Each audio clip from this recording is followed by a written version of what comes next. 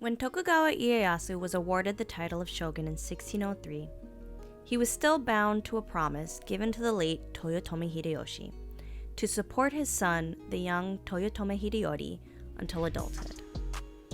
For a time, it seemed like he was resolved to keep that promise. While Tokugawa Ieyasu established himself in Edo, modern-day Tokyo, Hideyori was allowed to continue to live in Osaka Castle.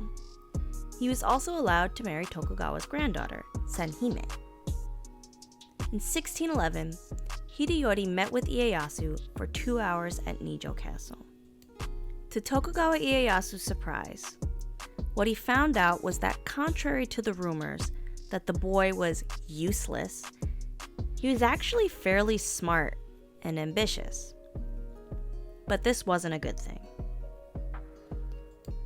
Over the next few years, Ieyasu continued to hear rumors that Hideyori had plans to usurp him and the Tokugawa Bakufu and bring his father's name back to glory. And it was in 1614 that Ieyasu heard of the plans that Hideyori had to do just that. In fact, Hideyori, now 20 years old, had been gathering groups of ronin, masterless samurai. As a young man confined to a castle and not quite a daimyo in his own right, the gathering of ronin looked to Ieyasu as if Hideyori was building an army to fight on his behalf. This was the final straw for Ieyasu. He gathered his army and began his siege on Osaka Castle in December of that year. But the siege continued into January of 1615, until finally a peace was decided, with Hideyori agreeing to submit to Ieyasu and promise not to rebel.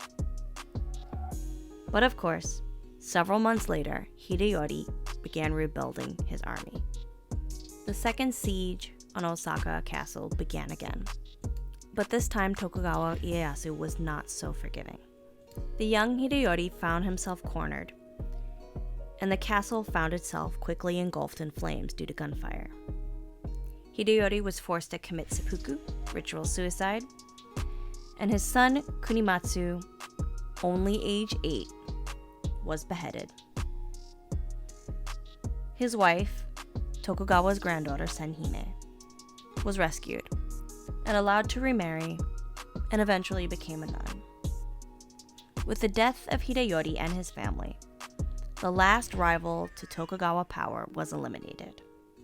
And this power would remain unchallenged for nearly 250 years.